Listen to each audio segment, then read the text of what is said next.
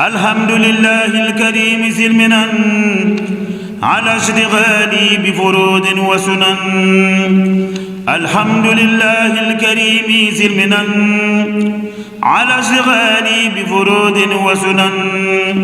شكرته لأنه قد ساقني لوطن به نفى ما عاقني وقادني إليه بالتحلي من بعد ما هذب بالتخلي وجرني فيه إلى العلوم والفوز والعمل بالمعلوم. ثم صلاة بسلام تبعا على الذي قصدي أن أتبعا. هل الذي من بمراده اقتدى في السر والجهر يكون مقتدى. هو الذي هاجر للمدينة بأمر ربه فصان دينا. وسيلتي لمالك الرفيع محمد خير الورى شفيع وآله وصحبه النجوم القاهر النفوس والرجيم. jërë ngeen jëf mbokk yi nuy seetaan fu ngeen mënti nekk ci biir réew mi di Sénégal ak ci bitim réew nuyoo nañ leen fii ci grande mosquée bu Touba tey jii di mardi dëppoo ak le 11 juillet 2023 ñu nekk nag ci wàccaayu bisub xasida di journée xasida bi nga xam ne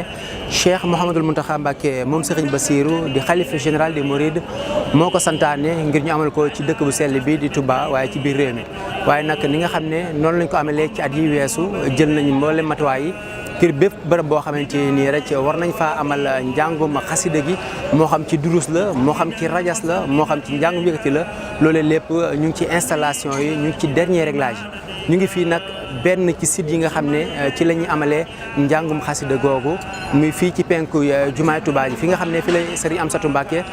moom Serigne Souhaïbou di nekk ak waa ahlu xasida ñoom ñoo fare fii ci penku jumaa ji. ni ngeen ko gisee sama ginnaaw ñu ngi ci installation li nga xam ne moom moo di tente yi ngir fexe ba lépp yemb laata ñuy àgg ci bés ba.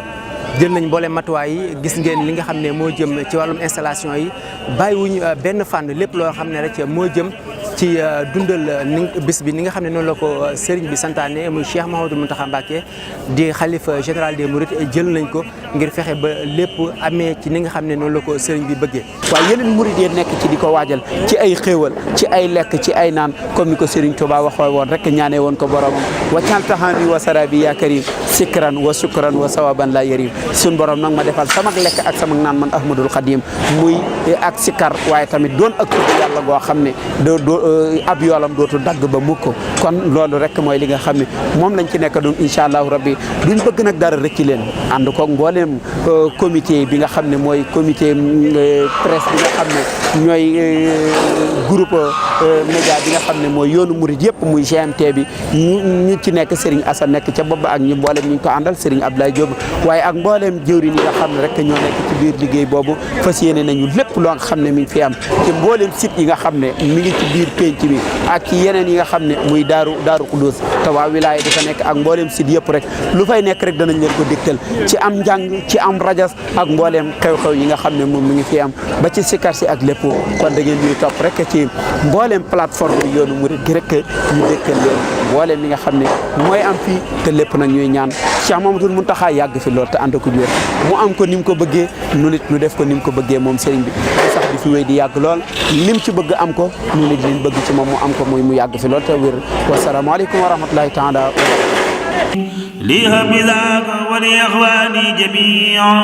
سعادة الدار حقا يا سميع. هب لي في هذا الدعاء الإجابة